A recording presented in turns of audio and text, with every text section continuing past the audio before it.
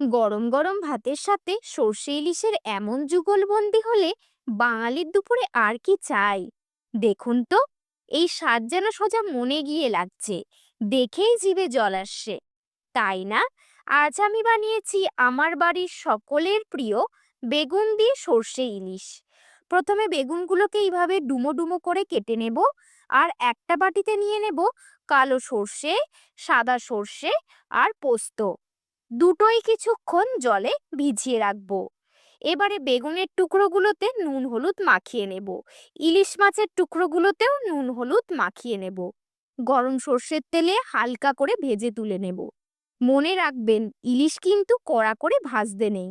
মিক্সিতে ভেজানো সর্ষে পোস্তর সাথে কাঁচা লঙ্কা, নুন, একটু সর্ষের তেল দিয়ে মসৃণ একটা পেস্ট বানিয়ে নেব। এবারে তেলে বেগুনগুলোকে সোনালি করে ভেজে তুলে রাখবো।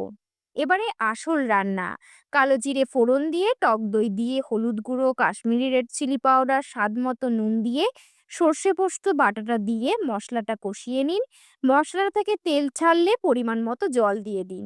ঝোলটা ফুটে উঠলেই ভেজে রাখা মাছ আর বেগুনগুলোকে সাবধানে দিয়ে দিন। উপর থেকে ছড়িয়ে দিন চেরা কাঁচা লঙ্কা, সর্ষের তেল। ঢাকা দিয়ে কিছুক্ষণ রান্না করলেই তৈরি আমাদের জিভে জল আনা সর্ষে ইলিশ। কি ভাবছেন? তাহলে আপনার বাড়িতে পরের রবিবারের মেনু এটাই হোক। গরম ভাতের সাথে এমন সর্ষে বেগুন ইলিশ, আহা, একেবারে জমে ক্ষীর।